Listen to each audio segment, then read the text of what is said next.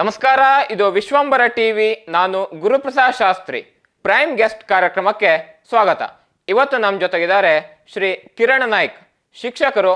ಪ್ರಸ್ತುತ ಕರ್ನಾಟಕ ರಾಜ್ಯ ಸರ್ಕಾರಿ ನೌಕರರ ಸಂಘದ ಶಿರಸಿ ಶೈಕ್ಷಣಿಕ ಜಿಲ್ಲೆಯ ಜಿಲ್ಲಾಧ್ಯಕ್ಷರಾಗಿ ಜವಾಬ್ದಾರಿ ನಿರ್ವಹಿಸ್ತಾ ಇದ್ದಾರೆ. ಕಾರ್ಯಕ್ರಮಕ್ಕೆ ಆತ್ಮೀಯ ಸ್ವಾಗತ. ನಮಸ್ಕಾರ ಸರ್. ನಮಸ್ಕಾರ.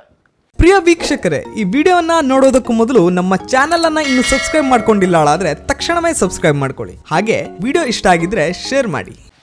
ಮೊದಲನೇದಾಗಿ ಕರ್ನಾಟಕ ರಾಜ್ಯ ಸರ್ಕಾರಿ ನೌಕರರ ಶಿರಸಿ ಒಂದು ಶೈಕ್ಷಣಿಕ ಜಿಲ್ಲೆಯ ಅಧ್ಯಕ್ಷರಾಗಿ ಈಗ ಇತ್ತೀಚೆಗೆ ಆಯ್ಕೆಯಾಗಿದ್ದೀರಿ. ಹಾಗಾಗಿ ತಮಗೆ ನಮ್ಮ ವಿಶ್ವಂಬರ ಟಿವಿ ವತಿಯಿಂದ ಹೃತ್ಪೂರ್ವಕ ಧನ್ಯವಾದಗಳನ್ನ ಮತ್ತೆ ಅಭಿನಂದನೆಯನ್ನು ಸಲ್ಲಿಸ್ತೇವೆ. Thank you sir. ಒಳ್ಳೆಯದಾಗಲಿ ಸರ್. ಈಗ ಶಿರಸಿ ಶೈಕ್ಷಣಿಕ ಜಿಲ್ಲೆಯಲ್ಲಿ ಒಟ್ಟು ಒಂದು 7 ತಾಲೂಕುಗಳು ಪ್ರಮುಖವಾಗಿ ಬರ್ತವೆ. ಆ 7 ತಾಲೂಕುಗಳನ್ನು ಒಳಗೊಂಡು ಈ ಒಂದು ಶೈಕ್ಷಣಿಕ ಜಿಲ್ಲೆ ಏನು ಸರ್ಕಾರಿ ನೌಕರರಿದ್ದಾರೆ ಅದರ ತಾವು ಅಧ್ಯಕ್ಷರಾಗಿದೆ. ಈ ಕರ್ನಾಟಕ ರಾಜ್ಯ ಸರ್ಕಾರಿ ನೌಕರರ ಸಂಘ ಹೇಳುವಂಥದ್ದು ಏನು, ಅದ್ರ ಜವಾಬ್ದಾರಿ ಏನು ಅಥವಾ ಕರ್ತವ್ಯ ಏನು, ಅದು ಯಾವ ರೀತಿ ಕೆಲಸ ಮಾಡ್ತದೆ? ನಿಮ್ಮ ಮೊದಲಿಗೆ ನಾನು ವಿಶ್ವಂಬರ ಟಿವಿಗೆ ಧನ್ಯವಾದ ಹೇಳ್ತೇನೆ. ನಾನು ಜಿಲ್ಲಾಧ್ಯಕ್ಷನಾಗಿ ಪ್ರಪ್ರಥಮ ನಾನು ಒಂದು ಟಿ ವಿ ಚಾನಲ್ನಲ್ಲಿ ಸಂದರ್ಶನಕ್ಕೆ ಬಂದಿದ್ದೆ. ನಂಗೆ ಖುಷಿಯಾಗಿದೆ. ಅದರೊಂದಿಗೆ ನೀವು ಕೇಳಿದ ಪ್ರಶ್ನೆ, ನಮ್ಮ ಸಂಘಟನೆ ಇದು ನಮ್ಮ ರಾಜ್ಯದಲ್ಲಿ ಎಲ್ಲ ಸಂಘಟನೆಗಿಂತ ಸರ್ಕಾರಿ ನೌಕರರ ಸಂಘಟನೆ ಬಲಿಷ್ಠ ಸಂಘಟನೆ. ಓಕೆ. ನಮ್ಮ ಸನ್ಮಾನ್ಯ ರಾಜ್ಯಾಧ್ಯಕ್ಷರು ಇಡೀ ರಾಜ್ಯದ ಜನತೆಗೆ ಸಾರ್ವಜನಿಕ ವಲಯದಲ್ಲಿ ಹೆಸರು ಮಾಡಿದಂಥ ವ್ಯಕ್ತಿತ್ವವುಳ್ಳವರು 2ನೇ ಬಾರಿ ಅಧ್ಯಕ್ಷರಾಗಿದ್ದಾರೆ. ನಿಮ್ಮ ಟಿ ವಿ ಮೂಲಕ ಅವರಿಗೆ ಮೊದಲನೇದಾಗಿ ಈ ನಮ್ಮ ಶಿರ್ಸಿ ಶೈಕ್ಷಣಿಕ ಜಿಲ್ಲೆಯ ಅಭಿನಂದನೆಗಳು ಈ ಮೂಲಕ ತಿಳಿಸ್ತಾ ಇದ್ದಾನೆ. ಮಾನ್ಯ CS ಷಡಕ್ಷರಿ ಅವರು ನಮ್ಮ ರಾಜ್ಯಾಧ್ಯಕ್ಷರು.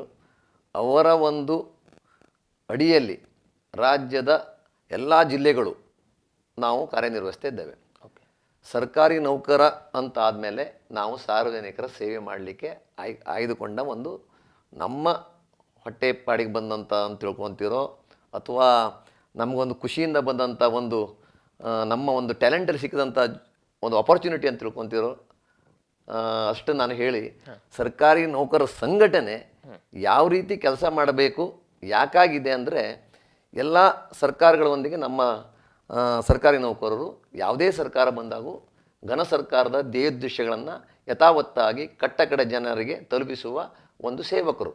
ಅದರಲ್ಲಿ ಅಧಿಕಾರಿಗಳಿರ್ಬೋದು, ಹಂತ ಇದೆ, D ದರ್ಜೆ, C, B, A ಮತ್ತು ಸೀನಿಯರ್ ಆಫೀಸರ್ಸ್ ಎಲ್ಲ ಬರುತ್ತೆ ಅದರಲ್ಲಿ. ಆ ಮಧ್ಯದಲ್ಲಿ ನಮ್ಮ ಬೇಕು ಬೇಡಿಕೆಗಳು ಕಾಲಾನುಕಾಲಕ್ಕೆ ಬರ್ತಾ ಇರಬೇಕು.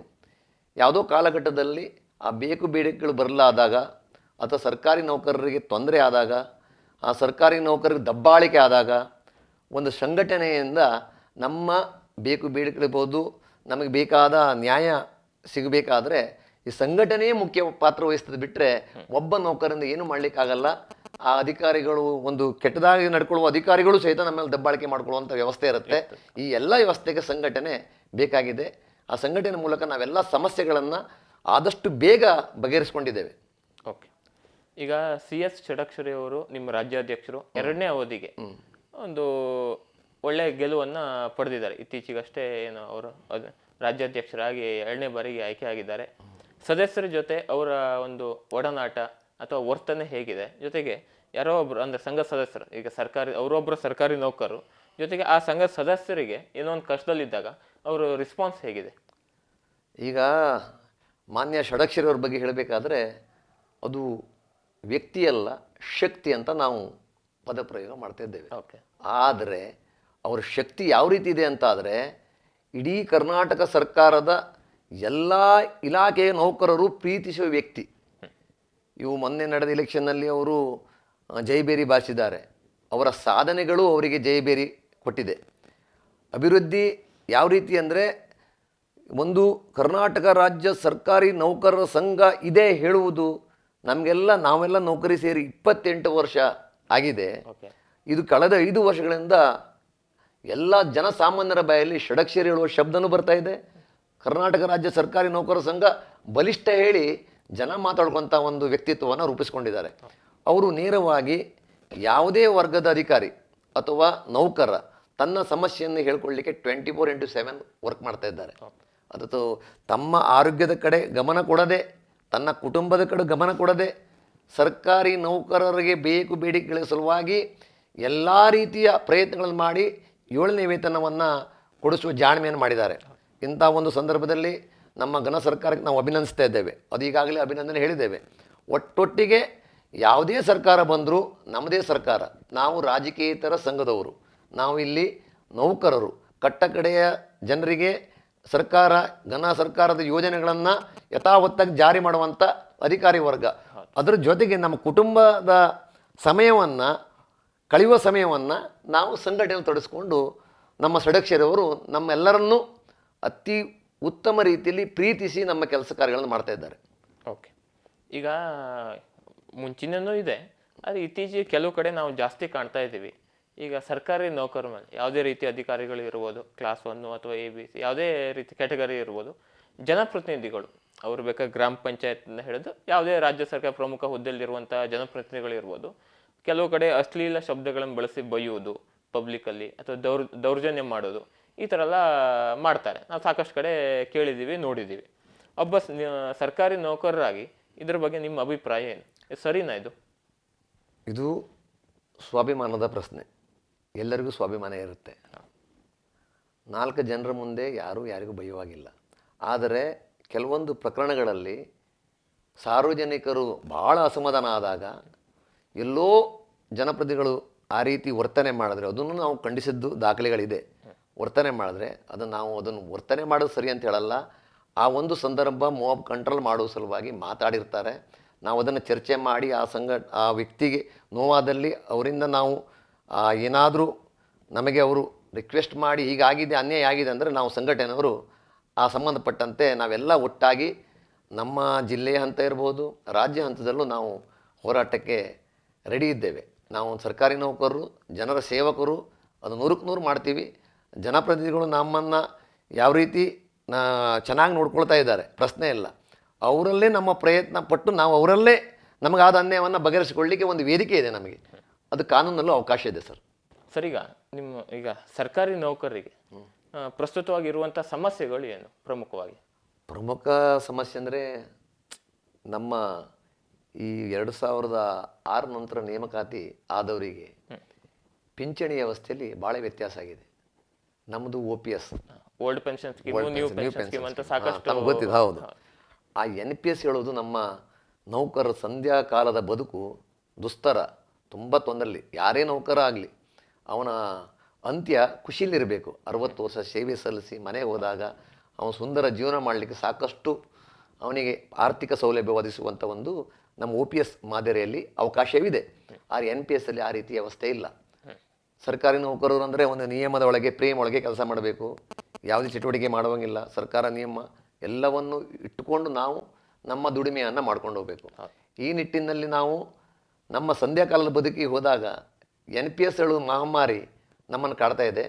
ಅದು ನಮ್ಮ ಪ್ರಮುಖ ಬೇಡಿಕೆ OPS ಆಗಬೇಕಂತ ಈ ವರ್ಷದ ಜಯ ವಾಕ್ಯ ಸಹಿತನೂ OPS ವರ್ಷನೇ ನಮ್ಮದು ಆಗಲೇಬೇಕು. ಇದು ಫಸ್ಟ್ ಬೇಡಿಕೆಯನ್ನು ನಾವು ಈ ವರ್ಷದ ಪ್ರಣಾಳಿಕೆಯಲ್ಲಿ ಹಾಕ್ಕೊಂಡಿದ್ದೀವಿ, ಎಲೆಕ್ಷನ್ ಪ್ರಣಾಳಿಕೆಯಲ್ಲಿ. ಹಾಗೆ ಘನ ಸರ್ಕಾರದ ಪ್ರಣಾಳಿಕೆಯಲ್ಲೂ ಅದೇ ವಿಷಯ ಇದೆ, OPS ಮಾಡ್ತೀವಿ ಅಂತ ಈಗಾಗಲೇ ಹೇಳಿದ್ದಾರೆ. ಆ ನಿರೀಕ್ಷೆಯಲ್ಲಿ ನಮ್ಮ ಪ್ರಮುಖ ಬೇಡಿಕೆ OPS. ಹಾಗೆ ಆರೋಗ್ಯ ಸಂಜೀವಿನಿ ಅಂತ ಯೋಜನೆ ನಮ್ಮೆಲ್ಲ ನೌಕರರಿಗೆ ಕ್ಯಾಶ್ಲೆಸ್ ಟ್ರೀಟ್ಮೆಂಟ್ ಅಂತ ಹೇಳ್ತೀರಾ. ಅಂದರೆ ನೌಕರರು ಸಾಕಷ್ಟು ಒತ್ತಡಕ್ಕೆ ಒಳಗಾಗ್ತಾರೆ. ಕಾರಣ ನಾನು ನಿಮ್ಮ ಪ್ರಶ್ನೆ ಕೇಳುವಂತ ಮೊದಲು ಹೇಳ್ತಾನೆ, ಸಾಕಷ್ಟು ಸಂಖ್ಯೆಯಲ್ಲಿ ನೌಕರರಿಲ್ಲ. ಒಂದು ಇಲಾಖೆಯಲ್ಲಿ ಒಂದು 100 ಜನ ನೌಕರರು ಕೆಲಸ ಮಾಡುವಂಥಲ್ಲಿ ಒಂದು 50 ಜನ ಇರ್ತಾರೆ. ಆ ಒತ್ತಡ ಅನಿವಾರ್ಯ. ಮತ್ತು ಈಗೆಲ್ಲ ಮೊಬೈಲ್ ಅಪ್ಡೇಟ್ ಕೇಳ್ತಾರೆ, ತಕ್ಷಣ ಮೊಬೈಲ್ ಅಪ್ಡೇಟ್ ಆಗಬೇಕು. ಅಂದರೆ ಅಷ್ಟು ಫಾಸ್ಟು ನಮ್ಮ ಕಾರ್ಯಗಳು ಆಗಬೇಕು. ನಾವು ಜನರಿಗೂ ಸೇವೆ ಕೊಡಬೇಕು, ಹಾಗೂ ಮತ್ತು ಸರ್ಕಾರಕ್ಕೆ ಒಳ್ಳೆಯ ಹೆಸರು ಬರುತ್ತೆ. ಅದ್ರ ನಡುವೆ ಒತ್ತಡ ಜಾಸ್ತಿ ಆಗುತ್ತೆ. ಎಲ್ಲರಿಗೂ BP, ಶುಗರ್, ಅದರ ನಂತರ ದೊಡ್ಡ ದೊಡ್ಡ ಈ ಕ್ಯಾನ್ಸರ್ ಅಂಥ ರೋಗಗಳು ಬಂದಾಗ ಸರ್ಕಾರಿ ನೌಕರ ಟ್ರೀಟ್ಮೆಂಟ್ ಮಾಡ್ಕೊಳ್ಳೋದು ಭಾಳ ಕಷ್ಟ ಆಗಿದೆ. ಅದಕ್ಕೆ ನಾವು ಕ್ಯಾಶ್ಲೆಸ್ ಟ್ರೀಟ್ಮೆಂಟ್, ಆರೋಗ್ಯ ಸಂಜೀವಿನಿ ಯೋಜನೆಯನ್ನು ಪ್ರಮುಖವಾಗಿ ಸರ್ಕಾರದೊಂದಿಗೆ ಚರ್ಚೆಯಲ್ಲಿದೆ, ಅಂತಿಮ ಹಂತದಲ್ಲಿದೆ. ಅದು ಸಹಿತ ಈ ವರ್ಷ ಆಗಬಹುದು. ಓಕೆ, ಅದು ಮುಂದುವರೆದು ನೌಕರರನ್ನ ತೆಗೆದುಕೊಳ್ಳುವುದು. ಈಗ ಕಡಿಮೆ ಸಂಖ್ಯೆ ನೌಕರರಿದ್ದಾರೆ, ಕೆಲಸ ಜಾಸ್ತಿ ಕೇಳ್ತಾ ಇದ್ದೀರಿ. ಅದಾಗಬೇಕಂದ್ರೆ ಸಮ ಪ್ರಮಾಣ ನೌಕರರು ಇರಬೇಕು. ಆಗ ನಾವು ಖುಷಿಯಾಗುವ ರೀತಿಯಲ್ಲಿ ಕೆಲಸ ಮಾಡಿ ಜನರ ಎಲ್ಲ ಸೇವೆಯನ್ನು, ಅವರ ಯಾವುದೇ ಬೇಕು ಬೇಡಿಕೆಗಳನ್ನು ಸಮಯ ಕಾಲಮಿತಿಯಲ್ಲಿ ಮಾಡಿ ತೋರಿಸ್ಲಿಕ್ಕೆ ಒಂದು ಅವಕಾಶ ಆಗುತ್ತೆ. ಇದು ಪ್ರಮುಖವಾದ ಬೇಡಿಕೆಗಳು. ಇನ್ನು ನಮ್ಮ ವೃಂದ ಸಂಘಗಳು, ನಮ್ಮ ಈಗ ಮೇನ್ ಅಂದರೆ ನಮ್ಮ ಪ್ರೌಢ ಮತ್ತು ಪ್ರಾಥಮಿಕ ವಿಭಾಗ ಬಂದಾಗ ನನ್ನ ಇಲಾಖೆ ಪ್ರೌಢ ವಿಭಾಗ. ಅದರ ಪ್ರಾಥಮಿಕ ವಿಭಾಗದಲ್ಲಿ GPT ಮತ್ತು PST ನೇಮಕಾತಿಯಲ್ಲಿ ತುಂಬ ಗೊಂದಲ ಇದೆ. ಈಗಾಗಲೇ ಬಹಳ ವರ್ಷಗಳಿಂದ ಇದ್ದವರಿಗೆ PST ಅಂತ ಮಾಡಿಬಿಟ್ಟು ಅವರ ಪ್ರಮೋಷನ್ ಇರ್ಬೋದು, ಅವ್ರಿಗೆ ಏನು ಕಾನೂನಾತ್ಮಕವಾಗಿ ಸಿಗಬೇಕಾದ ಎಲ್ಲ ಸವಲತ್ತುಗಳು ತಪ್ಪಿ ಹೋದಂತ ಆಗಿದೆ ವೃಂದ ನೇಮಕಾತಿಯಲ್ಲಿ. ಆ ಸಮಸ್ಯೆ ಸಹಿತ ನಮ್ಮ ಮಾನ್ಯ ಷಡಕ್ಷರವರ ಈ ಒಂದು ಪ್ರಣಾಳಿಕೆಯಲ್ಲಿದೆ. ಅದು ಸಹಿತ ನಮ್ಮ ಪ್ರಮುಖ ಬೇಡಿಕೆಯಾಗಿದೆ. ಓಕೆ, ಈಗ OPS ಆಮೇಲೆ NPS ಇವೆರಡರಿಂದವ ಈಗ NPS ಅಲ್ಲಿ ನಿಮ್ಗೆ ಆಗ್ತಾ ಇರೋ ಸಮಸ್ಯೆಗಳೇನು? ಈಗ ಸರ್ಕಾರ, ಯಾವುದೇ ಸರ್ಕಾರ ಇರಲಿ, ಯಾವುದೋ ಒಂದು ದೊಡ್ಡ ಒಂದು ನೌಕರ ಸಂಘಕ್ಕೆ ಅಥವಾ ಒಂದು ದೊಡ್ಡ ಸಂಖ್ಯೆಯಲ್ಲಿ ಇರುವಂಥ ಇದಕ್ಕೆ ಅದೊಂದು ಹೊಸ ಯೋಜನೆಯನ್ನ ತರಬೇಕಿದ್ರೆ ಸಾಕಷ್ಟು ವಿಚಾರ ಮಾಡಿ ತಂದಿರ್ತದೆ. ಹಾಗಾಗಿ ಈಗ NPS ಬಂದರೆ ನಿಮ್ಗೆ ಆಗಬೇಕಾದ ಅಂದರೆ ಏನು ಸಮಸ್ಯೆ ಆಗತ್ತೆ? NPS ಅಂದರೆ ಸರ್, ಅದು ಸಾಕಷ್ಟು ಪಗಾರ ಇದ್ದವರು ಮ್ಯೂಚುವಲ್ ಫಂಡು ಇಂಥದ್ರೆಲ್ಲ ತೊಡಸ್ಕೊಂಡು ಆ ಸಂದರ್ಭದಲ್ಲಿ ರಿಟೈರ್ಡ್ ಆಗೋ ಸಂದರ್ಭದಲ್ಲಿ ಅವೆಲ್ಲ ಸರಿ ಇದ್ದರೆ NPS ಚಲೋ ಅಂತ ಅನಿಸ್ಬೋದು. ಆದರೆ ಯಾವುದೇ ಸರ್ಕಾರಿ ನೌಕರ NPS ಅನ್ನು ಒಪ್ಕೊಳ್ಳಲ್ಲ. ಈಕ್ವಿಟಿ ಅಲಾಟ್ ಮಾಡ್ತಾರೆ. ಹೌದು, ಒಪ್ಕೊಳ್ಳಲ್ಲ. ಆ ನಂಬಿಕೆ ಯಾರಿಗೂ ಉಳ್ಕೊಳ್ಳಿಲ್ಲ. ಇವತ್ತಿನ ಸ್ಥಿತಿ ನಾಳಿನ ಸ್ಥಿತಿ ಹೇಗಿದೆ ಅಂತ ಯಾರಿಗೂ ಗೊತ್ತಾಗಲ್ಲ. ಅದಕ್ಕಾಗಿ ನಮ್ಮ OPS ಇದೆಯಲ್ಲ, ಭದ್ರ ಇದೆ. ನಮಗೆ ಒಂದು ಮರ್ಯಾದೆಯಿಂದ ಜೀವನ ಮಾಡಲಿಕ್ಕೆ ಸಂಧ್ಯಾ ಕಾಲದಲ್ಲಿ ನಮ್ಮ ನಿವೃತ್ತಿ ಜೀವನ ಖುಷಿಯಿಂದ ಕಳಲಿಕ್ಕೆ ಈ ಮೊದಲಿನ ಸರ್ಕಾರಗಳೆಲ್ಲ ಮಾಡಿಕೊಂಡು ಹಾಗೆ ಈ ಸರ್ಕಾರನೂ ಅದನ್ನು ಅವಕಾಶ ಮಾಡಿಕೊಡ್ತಾಳೆ ವಿಶ್ವಾಸದಲ್ಲಿದ್ದೇವೆ. NPS ಬೇಡ, OPS ಬೇಕು. ಓಕೆ, ಈಗ ನೀವು ಕಳೆದ ಕೆಲವು ತಿಂಗಳ ಹಿಂದೆ ವೇತನ ಜಾಸ್ತಿ ಆಗಬೇಕು ಅಂತ ಹೋರಾಟ ಮಾಡಿ 2ನೇ ವೇತನ ಆಯೋಗದಿಂದ ಅದು ಏನು ಜಾರಿ ಆಗಿದೆ. ಆದರೆ ಸಾಮಾನ್ಯವಾಗಿ ಸರ್ಕಾರಿ ನೌಕರರು ಅಂದರೆ ಎಲ್ಲರೂ ಅಂತಲ್ಲ, ಆದರೆ ಬಹುತೇಕ ಜನರ ಬಾಯಲ್ಲಿ ಏನು ಕೇಳಿದ್ರೆ ಸರ್ಕಾರಿ ನೌಕರರು ಅಂದರೆ ಆರಾಮ್ ಇರ್ತಾರೆ. ತಿಂಗಳಲ್ಲಿ ಒಂದು 22-23 ದಿನ ನಿಮಗೆ ಕೆಲಸ ಆಗತ್ತೆ. ಸೆಕೆಂಡ್ ಸ್ಯಾಟರ್ಡೆ, ಫೋರ್ತ್ ಸ್ಯಾಟರ್ಡೆ ರಜೆ, ಮಧ್ಯ 4 ಹಬ್ಬ ಹರಿದಿನ ಬರುತ್ತೆ ರಜೆ. ಬೆಳಿಗ್ಗೆ ಒಂದು 10 ಗಂಟೆಗೆ ಶುರುವಾದರೆ ಮಧ್ಯ ಒಂದು 12 ಗಂಟೆಗೆ ಚಹಾ ಕುಡಿಲಿಕ್ಕೆ ಹೋಗ್ತಾರೆ, 1 ಗಂಟೆಗೆ ಊಟಕ್ಕೆ ಹೋಗ್ತಾರೆ, 4 ಗಂಟೆಗೆ ಮತ್ತೆ ಚಹಾ ಕುಡಿಲಿಕ್ಕೆ ಹೋಗ್ತಾರೆ, 5:30ಗೆ ಬ್ಯಾಗ್ ಪ್ಯಾಕ್ ಮಾಡ್ತಾರೆ ಹೇಳುವಂಥ ಒಂದು ಮನಸ್ಥಿತಿ ಜನರಲ್ಲಿದೆ. ಅದು ಎಲ್ಲರೂ ಅಂತಲ್ಲ. ಆದರೆ ಈ ಒಂದು ಕಡೆ ನೀವು ಈಗ ಜನರ ಆರೋಪ ಹೀಗಿದೆ, ನೀವು ವೇತನ ಸಾಕಾಗಲ್ಲ ಅಂತ ಹೋರಾಟ ಮಾಡ್ತೀರಿ. ಈ ಎರಡರ ಮಧ್ಯೆ ಹಕೀಕತ್ ಏನದು? ವೇತನ ಸಾಕಾಗಲ್ಲ. ವೇತನ ಅದು ನಮ್ಮ ಈ ಕಾಲಮಿತಿಯಲ್ಲಿ ಕೊಡುವಂಥ ಸೂಚ್ಯಾಂಕದ ಮೇಲೆ ಕೊಡುವಂಥ ಒಂದು ಪದ್ಧತಿ ಇದೆ. ಅದೇ ಪ್ರಮಾಣದಲ್ಲಿ ನಮ್ಮ ಜನರ ಜೀವನ ಮತ್ತು ಈ ಒಂದು ಮಾರ್ಕೆಟ್ ರೇಟ್ಗಳು ಸಹಿತ ಎಷ್ಟು ವ್ಯತ್ಯಾಸ ಆಗಿದೆ. ಅಪ್ಡೇಟ್ ಆಗಬೇಕು. ಈಗ ಮನೆ ಕಟ್ಟಬೇಕಂದ್ರೆ ಎಷ್ಟು ಸ್ಯಾಲ್ರಿ ಇದ್ರೂ ಸಾಲ್ತಾ ಇಲ್ಲ. ಆ ಪರಿಸ್ಥಿತಿ ನಿಮ್ಗೆ ಗೊತ್ತಿದೆ. ಅದು ಅವನ ಬೇಕು ಬೇಡಿಕೆಗಳ ನೌಕರೊಂದು ಮುಖ್ಯವಾಗಿ. ಅದೇ ಪ್ರಮಾಣದಲ್ಲಿ ವೇತನ ಎಲ್ಲ ರಾಜ್ಯದಲ್ಲಿ ಕೇಂದ್ರ ಮಾದರಿ ವೇತನ ಬೇಕಂತ ಹೋರಾಟ ಮಾಡ್ತಿದ್ದೇವೆ. ನಮ್ಮ ರಾಜ್ಯನೇ ಕಡಿಮೆಯಲ್ಲಿದ್ದೇವೆ ನಾವು. ಕೇಂದ್ರ ಮಾದರಿ ಇನ್ನೂ ಆಗಲಿಲ್ಲ. 7ನೇ ವೇತನದಲ್ಲಿ ಕೇಂದ್ರ ಮಾದರಿ ವೇತನವನ್ನು ಮಾಡಬೇಕು ಹೇಳಿ ನಮ್ಮ ವೇತನ ಆಯೋಗದವರು ಮಂಡಿಸಿದ್ದಾರೆ. ಅದು ಮುಂದಿನ ದಿನ ಅದನ್ನೇ ನಾವು ಬಯಸ್ತಾ ಇದ್ದೇವೆ. ವೇತನ ಜಾಸ್ತಿ ಅಂತಲ್ಲ, ಮತ್ತು ವೇತನಕ್ಕೆ ಸರಿಯಾದ ಟ್ಯಾಕ್ಸನ್ನು ಸಹಿತ ನಾವು ಕಟ್ತಾ ಇದ್ದೇವೆ. ನಾವೆಲ್ಲೂ ಟ್ಯಾಕ್ಸ್ ವಂಚನೆ ಮಾಡಲಿಕ್ಕಾಗಲ್ಲ. ಸರ್ಕಾರಿ ನೌಕರರು ಪ್ರತಿಯೊಂದು ನಿಯಮದ ಅಡಿಯಲ್ಲೇ ನಾವು ಬದುಕಬೇಕು. ನಿಯಮ ಮೀರಿ ಯಾವುದೇ ನಾವು ಚಟುವಟಿಕೆ ಮಾಡುವಂಗಿಲ್ಲ, ಮೊದಲೇ ಹೇಳಿದ್ದಾನೆ ಮತ್ತು ಅದನ್ನೇ ಹೇಳ್ತಾನೆ. ಮತ್ತು ನಮ್ಮ ನೌಕರರಿಗೆ ಒತ್ತಡ ಜಾಸ್ತಿ ಆಗಿದೆ. ಕಡಿಮೆ ನೌಕರರಿಂದ ಜಾಸ್ತಿ ಕೆಲಸ ತೆಗೆದುಕೊಳ್ತಾ ಇದ್ದಾರೆ. ಅದು ಸಹಿತ ಒತ್ತಡಕ್ಕೆ ಅವರು ರೋಗಕ್ಕೆ ಗುರಿಯಾಗ್ತಾ ಇದ್ದಾರೆ. ಹಾಗೆ ಒಬ್ಬಿಬ್ಬರು ಉದಾಹರಣೆಯನ್ನು ನಾವು ಯೂನಿವರ್ಸಲ್ ಆಗಿ ತೆಗೆದುಕೊಳ್ಳಿಕ್ಕೆ ಬರಲ್ಲ. ಯಾರೋ ಒಬ್ಬ ಚಾ ಕುಡ್ಲಿಕ್ಕೆ ಹೋಗ್ತಾನೆ ಅಂತ ಅಲ್ಲಿ ಸಾರ್ವಜನಿಕವಾಗಿ ಮಾತಾಡ್ತಾರೆ. ಹಾಗೆಲ್ಲ ಎಲ್ಲರೂ ಹಾಗಿರಲ್ಲ. ಎಲ್ಲೋ ಒಂದು ಕಡೆ ಆಗಿದ್ರೆ ಅದು ಸಹಿತ ಅವಕಾಶ ಇಲ್ಲ ನಿಯಮದಲ್ಲಿ. ಅದನ್ನು ಪ್ರಶ್ನೆ ಮಾಡ್ಬೋದು, ಸಾರ್ವಜನಿಕರು ಪ್ರಶ್ನೆ ಮಾಡ್ಬೋದು ಅಂತ ನೌಕರರನ್ನು. ಯಾವ ನೌಕರನು ತನ್ನ ಕೊಡುವ ಪಗಾರಕ್ಕೆ ಕೆಲಸ ಮಾಡಲೇಬೇಕು ಅಂತ ನಿಯಮ ಇದೆ, ಮಾಡಲಿಲ್ಲ ಅಂತ ಪ್ರಶ್ನಿಸುವ ಅಧಿಕಾರ ಜನಸಾಮಾನ್ಯರಿಗಿದೆ. ಸರ್, ಈಗ ಸರ್ಕಾರಗಳು ಒಂದು 5-5 ವರ್ಷಕ್ಕೆ ಬದಲಾಗ್ತವೆ. ಒಂದು MLA ಇರ್ಬೋದು, MP ಇರ್ಬೋದು, ಅವರು ಒಂದು 5 ವರ್ಷಕ್ಕೆ 10 ವರ್ಷಕ್ಕೆ ಬದಲಾಗ್ತಾರೆ. ಆದರೆ ನಿರಂತರವಾಗಿ ಇರುವವರು ಅಂದರೆ ಒಂದು ರಾಜ್ಯದ ಅಭಿವೃದ್ಧಿಯಲ್ಲಿ, ದೇಶದ ಅಭಿವೃದ್ಧಿಯಲ್ಲಿ ಒಂದು 30-35 ವರ್ಷ ಕೆಲಸ ಮಾಡುವಂಥ ಅಧಿಕಾರಿಗಳು. ಹಾಗಾಗಿ ಒಂದು ರಾಜ್ಯದ ಅಥವಾ ಒಂದು ದೇಶದ ಅಭಿವೃದ್ಧಿಯಲ್ಲಿ, ಸಮಾಜದ ಜನರಿಗೆ ಒಂದು ಸೇವೆ ನೀಡುವಲ್ಲಿ ಒಬ್ಬ ಸರ್ಕಾರಿ ನೌಕರನ ಮನಸ್ಥಿತಿ ಯಾವ ರೀತಿ ಇರಬೇಕು? ಸರ್ಕಾರಗಳು ಬದಲಾಗ್ತಾನೆ ಇರ್ತದೆ. ಯಾವ ಸರ್ಕಾರದ ನಡೆ ಬಂದಾಗೂ ನಾವು ಘನ ಸರ್ಕಾರದ ಯೋಜನೆಗಳನ್ನು ಯಥಾವತ್ತಾಗಿ ಜಾರಿ ತರುವ ಸರ್ಕಾರಿ ನೌಕರರೇ. ನಾವು ಪ್ರಾಮಾಣಿಕತೆಯಿಂದ ನಮ್ಮ ಸರ್ಕಾರದ ವಾಸಿಸುವ ಪ್ರತಿಯೊಬ್ಬ ಜನರಿಗೆ ಪ್ರಾಮಾಣಿಕ ಸೇವೆ, ನಮಗೇನು ಸ್ಯಾಲ್ರಿ ಕೊಡ್ತಾ ಇದ್ದಾರೆ, ನಮ್ಮ ಮಕ್ಕಳಿಗೆ ನಾಳೆ ಖುಷಿಯಾಗಬೇಕು, ದೇವರು ಒಳ್ಳೇದು ಮಾಡಬೇಕು ಅಂತಾದರೆ ನಾವು ಪ್ರಾಮಾಣಿಕ ಸೇವೆ ಕೊಡಬೇಕು. ನಮಗೇನು ಸ್ಯಾಲ್ರಿ ಇದೆ ಆ ಸ್ಯಾಲ್ರಿ ತಕ್ಕ ಕೆಲಸ ಮಾಡಬೇಕು. ನಾವೀಗ ಸಂಘಟನೆಯಲ್ಲಿದ್ದೇನೆ ನಾನು. ಮತ್ತೊಂದು ವಿಚಾರ, ಸಂಘಟನೆಯಲ್ಲಿ ಮೇಲೆ ನಾನು ಸಂಘಟನೆಯಲ್ಲಿ ಕೆಲಸ ತೊಡ್ಕೊಳ್ಬೇಕಂದ್ರೆ ನನ್ನ ಕುಟುಂಬದ ಸಮಯವನ್ನು ಸಂಘಟನೆ ಕೊಡಬೇಕು. ನನ್ನ ಕರ್ತವ್ಯದ ಸಮಯವನ್ನು ಸಂಘಟನೆ ನಾ ಕೊಡಲ್ಲ. ಆ ರೀತಿ ಮನೋಭಾವ ಎಲ್ಲ ನೌಕರರು ಬರಬೇಕು. ಎಲ್ಲೋ ಒಂದು ಪರ್ಸೆಂಟೇಜ್ ಕಡಿಮೆ ಇರ್ಬೋದು, ಹೆಚ್ಚು ಕಡಿಮೆ ನಮ್ಮ ಶೈಕ್ಷಣಿಕ ಜಿಲ್ಲೆಯ ನೌಕರರಂತೂ 100ಕ್ಕೆ 100 ಪ್ರಾಮಾಣಿಕತೆಯಿಂದ ಏನು ಸ್ಯಾಲ್ರಿ ತಗೊಳ್ತಾರೆ ಆ ಸ್ಯಾಲ್ರಿಗೆ ಬದ್ಧರಾಗಿ ಕೆಲಸ ಮಾಡ್ತಾ ಇದ್ದೇವೆ. ಅದಕ್ಕೂ ಜಾಸ್ತಿ ಎಲ್ಲ ಅಧಿಕಾರಿಗಳು, ನಾವು ನೌಕರರಂದರೆ ಅಧಿಕಾರಿ ವರ್ಗ ಇನ್ನೂ ಜಾಸ್ತಿ ಕೆಲಸ ಮಾಡ್ತಿದ್ದೆ, ಯಾರಿಗೂ ಟೈಮೇ ಇಲ್ಲ. ನೀವು ಮೊನ್ನೆ ಒಂದು ತಹಶೀಲ್ದಾರ್ ಹೇಳಿದ ಹೇಳಿಕೆಯನ್ನು ನೀವು ಪೇಪರಲ್ಲಿ ಬಂದಿದೆ, ನಮಗಿಂತ ಚೆನ್ನಾಗಿ ಪಾನಿಪುರಿಯೋ ಮಾರುವ ಚಂದ ಜೀವನ ನಡೆಸ್ತಾನೆ, ರೆಸ್ಟ್ ಇದೆ, ನಮಗೆ ರೆಸ್ಟ್ ಇಲ್ಲ, ರೆಸ್ಟ್ಲೆಸ್ ಜೀವನ ಅಂತ ಅದು ಪೇಪರ್ಲೆಲ್ಲ ವೈರಲ್ ಆಗಿದೆ, ತಮ್ಮ ಸುದ್ದಿ ಮಾಧ್ಯಮದಲ್ಲೆಲ್ಲ ತಾವು ಗಮನಿಸಿದೆ ಅಂತ ತಿಳ್ಕೊಂಡಿದ್ದಾನೆ. ಅಷ್ಟು ಒತ್ತಡದಲ್ಲೂ ನಮ್ಮ ಸರ್ಕಾರಕ್ಕೆ ಎಲ್ಲೂ ಮುಜುಗರಾಗಬಹುದು, ಯಾವುದೇ ಸರ್ಕಾರ ಬಂದಿರ್ಬೋದು, ಅದು ನಮ್ಮದೇ ಸರ್ಕಾರ, ಘನ ಸರ್ಕಾರ, ಅದು ಜನರಿಗಾಗಿರುವ ಸರ್ಕಾರ. ಅದನ್ನು ನಾವು ಉನ್ನತ ಸ್ಥಾನದಲ್ಲಿ ಇಟ್ಕೊಂಡೇ ನಾವು ಕೆಲಸ ಮಾಡಬೇಕಂದಾಗ ಒಳ್ಳೆ ಸೇವೆ ಕೊಡಲಿಕ್ಕೆ ನಾವು ಯಾವಾಗೂ ಭದ್ರಾಗಿದ್ದೇವೆ, ಮುಂದೆ ಕೊಡ್ತೇವೆ. ಇನ್ನು 30 ವರ್ಷ ಅಂತಲ್ಲ, 60 ವರ್ಷದ ನೌಕರಿ ಅವಧಿ ಉಂಟಲ್ಲ, ಉತ್ತಮ ಸೇವೆ ಕೊಡುವ ಎಲ್ಲ ಪ್ರಯತ್ನ ನಮ್ಮ ನೌಕರ ವರ್ಗ ಮಾಡ್ತಾನೇ ಇದೆ. ಇವತ್ತಿನ ಪ್ರೈಮ್ ಗೆಸ್ಟ್ ಕಾರ್ಯಕ್ರಮದಲ್ಲಿ ನಮ್ಮ ಜೊತೆ ಉಪಸ್ಥಿತರಿದ್ದು ಅಭಿಪ್ರಾಯ ಅನಿಸಿಕೆ ಹಂಚಿಕೊಂಡಿರುವ ಶ್ರೀ ಕಿರಣ್ ನಾಯ್ಕ್ ಇವರಿಗೆ ವಿಶ್ವಂಬರ ಟಿವಿ ವತಿಯಿಂದ ಹೃತ್ಪೂರ್ವಕ ಕೃತಜ್ಞತೆಗಳನ್ನು ಸಲ್ಲಿಸ್ತಾ ಇದ್ದೇವೆ.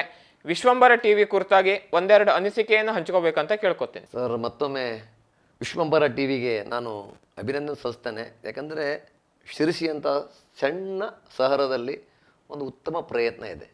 ನೀವು ಎಲ್ಲರನ್ನೂ ಈಗಾಗಲೇ ಈ ವೇದಿಕೆಯಲ್ಲಿ ಆದಷ್ಟು ಪ್ರಯತ್ನ ಪಟ್ಟು ಎಲ್ಲ ರಂಗದಲ್ಲಿದ್ದವರನ್ನು ಈ ವೇದಿಕೆಯಲ್ಲಿ ನಿಮ್ಮ ಜನರಿಗೆ, ಶಿರಸಿಯ ಒಂದು ಶಹರಕ್ಕಿರ್ಬೋದು, ಅದು ಇಲ್ಲಿಂದ ಮತ್ತೆಲ್ಲ ಕಡೆಗೆ ವ್ಯವಸ್ಥೆ ಮೂಲಕ ಮಾಧ್ಯಮ ಅಂದರೆ ಎಲ್ಲ ಕಡೆ ಹೋಗುತ್ತೆ. ಒಳ್ಳೆಯ ಪ್ರಯತ್ನ ಮಾಡಿದ್ರಿ.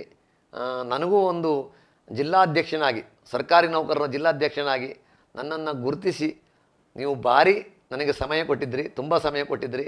ಆ ಸಮಯಕ್ಕೆ ನಾನು ಅಭಿನಂದಿಸ್ತೇನೆ ಮತ್ತು ನಮಸ್ಕಾರ ಮಾಡ್ತೇನೆ. ಸಮಸ್ತ ಶಿರಸಿ ಶೈಕ್ಷಣಿಕ ಜಿಲ್ಲೆಯ ನೌಕರರ ಪರವಾಗಿ ನಿಮ್ಮ ಈ ಒಂದು ಮಾಧ್ಯಮವನ್ನು ಸಂತೋಷದಿಂದ, ತುಂಬು ಹೃದಯದಿಂದ ಅನಂತ ಕೋಟಿ ನಮನಗಳನ್ನು ಈ ಮೂಲಕ ಸಲ್ಲಿಸ್ತಾ ಇದ್ದೇನೆ ಸರ್. ಧನ್ಯವಾದ.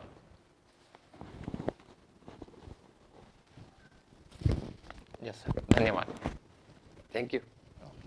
ವೀಕ್ಷಕ ಮಹಾಪ್ರಭುಗಳೇ, ನಮ್ಮ ಚಾನಲ್ ಅನ್ನು ಸಬ್ಸ್ಕ್ರೈಬ್ ಮಾಡಿ, ಶೇರ್ ಮಾಡಿ, ಪ್ರೋತ್ಸಾಹಿಸಿ.